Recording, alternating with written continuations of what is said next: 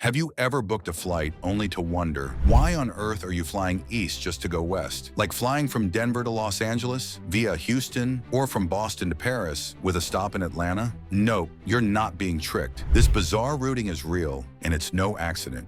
Make sure to hit subscribe, because today we're decoding the secrets of airline routes, profits, and politics.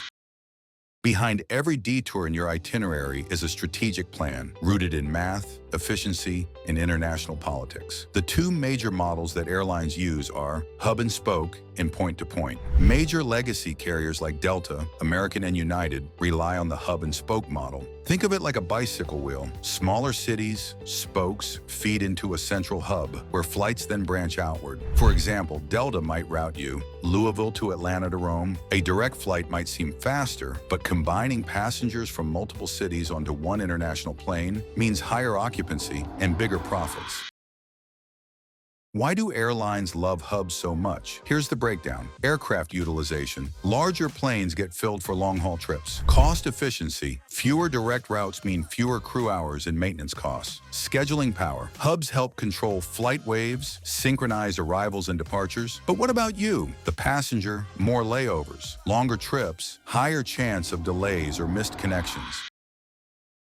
That's why some airlines ditch hubs altogether. Enter point-to-point travel, championed by airlines like Southwest, Ryanair, and JetBlue. No hub, no reroute, just direct from A to B. For passengers, it means more direct flights, less time in transit, fewer chances for delays, but airlines pay the price. Lower flexibility, higher risk if a route underperforms, no benefit from centralized economies of scale.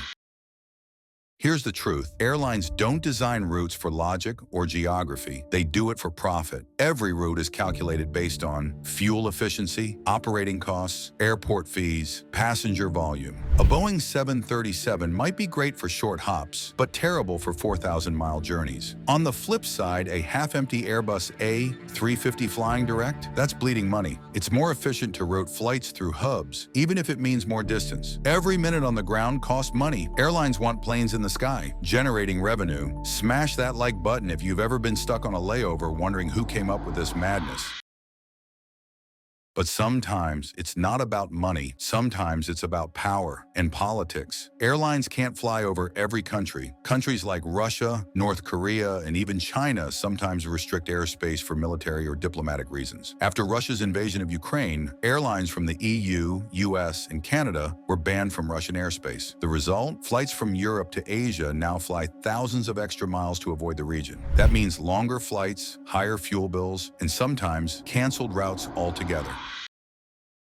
And here's where your brain gets tricked. On a flat map, it looks like flights are taking a weird detour, but on a globe, they're actually following the shortest path possible. This is called the Great Circle Route. What seems like a curve on a 2D screen is actually a straight shot across the Earth's curvature. So no, your pilot isn't lost.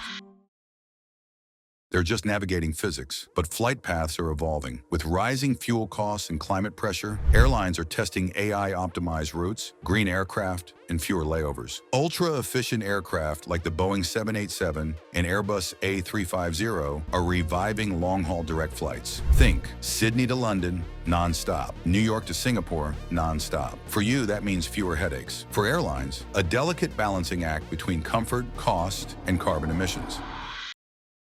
So next time you're flying from A to B via C, D, and E, just remember, it's not personal, it's business, politics, and physics. Like this journey through the skies? Subscribe and turn on notifications for more hidden truths. Subscribe to uncover the systems shaping our world, from the sky and beyond.